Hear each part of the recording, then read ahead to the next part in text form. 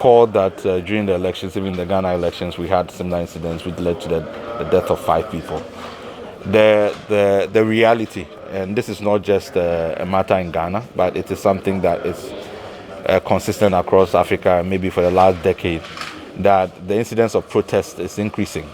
And maybe that is not been established scientifically, but it has to probably do also with the demographics that we are dealing with. Africa has one of the youngest, populations, so it is expected that governments and security agencies should expect that maybe that form of expression of dissatisfaction with any matter is going to continue.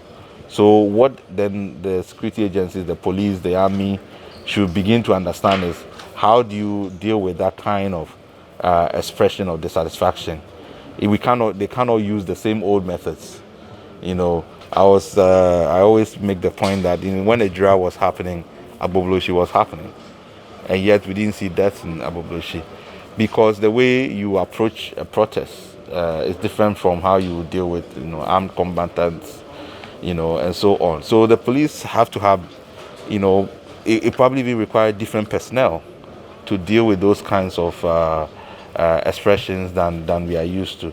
It might not always be forced. So I think that there's a challenge, I think, for the Ghana Police Service, for the security agencies generally, to get better prepared for this type of engagement, and maybe learn from where protest is common. There are countries where there's almost always protest, but you don't get this level of fatalities and so on after that. For me, I think that we have to be constructive. It is very important for the people of Ejura, but also for a lot of people who are watching, how this matter is going to resolve, that the committee gets it right. So I think in the first week, the people have raised a lot of concerns, even to the extent that the family of the gentleman, Mr. Ibrahim Mohammed, who was killed, had decided that they were not going to participate.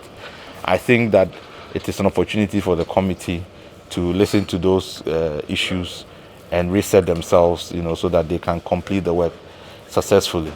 So I am looking forward this week to see if we are able to still get back to, the main business, which is establishing what led to the deaths of 2 people and the people who were injured, who is culpable, so that, after that, the government can follow up and apply the sanctions where necessary.